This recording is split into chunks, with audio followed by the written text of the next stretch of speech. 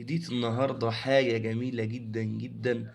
الدعاء ده قوله دايمًا صباحًا ومساءً.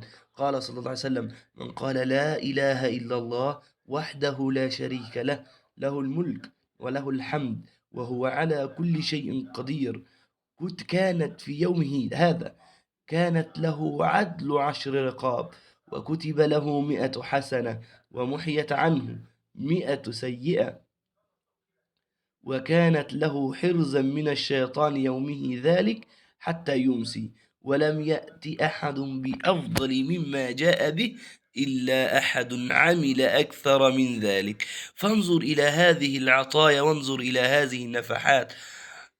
دعاء بسيط: لا إله إلا الله وحده لا شريك له، له الملك وله الحمد وهو على كل شيء قدير.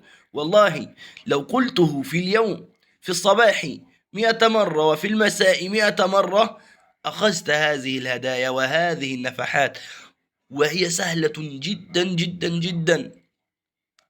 ما معنى يعني 100 مرة؟ 100 مرة لن تأخذ من وقتك 10 دقائق، ولكن انظر إلى الهدايا، وانظر إلى العطايا الذي من بها الله وإسلامه ورسوله علينا سبحانه وتعالى.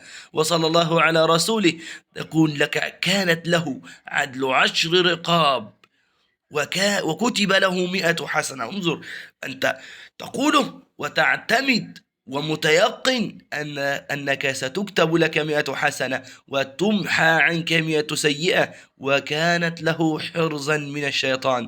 لا يمسك شيطان أبدا في ذلك اليوم، لن يقترب منك جن أبدا في هذا الصباح أو هذا المساء. وانظر إلى هذه أيضا: ولم يأت أحد بأفضل مما جاء به إلا من عمل بأحسن منه.